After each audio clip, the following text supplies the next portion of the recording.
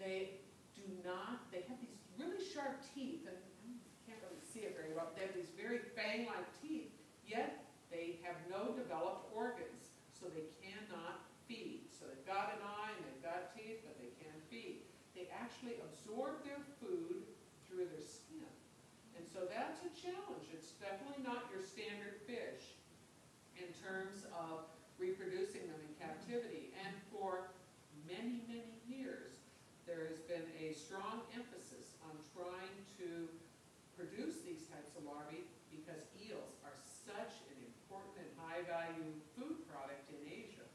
The Japanese absolutely love to eat them, and so there's been a lot of work done on that species. So the key would be to take some of the successes that have happened in Japan and in Taiwan with leptocephalus larvae and adapt that over to these guys. But here they go through 3 phases in their long. The first phase lasts about 30 days. The second phase, which I guess I should have left that up there, here's the second phase, that lasts until they're about 70 days old, and then they enter this phase 3 where they're starting to look like a real fish and develop the organs. Finally, they can eat food, and we'll be able to feed them live food.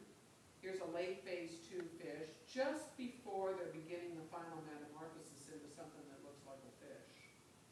So it's an unusual species, would be quite an exciting area to move into. And you know what we do when we move from one species to the next, and we're doing that right now, here they are, and they finally changed into a fish. This kind of looks a little like a tarpon, although we were looking at it last night thinking it also kind of looks like a mullet.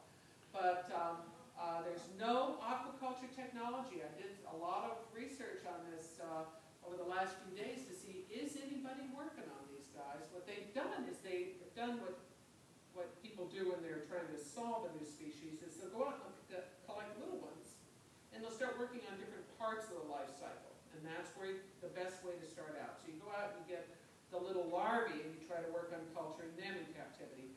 You get the juveniles, you try to work on that, and then you work your way back and start to go for the adults. So, and work in spawning. So that is the direction that people have been going, where they've been looking at trying to get them to absorb some types of nutrients and also the keys to metamorphosis. Sometimes that's a hard thing for a fish to change from a larvae into a normal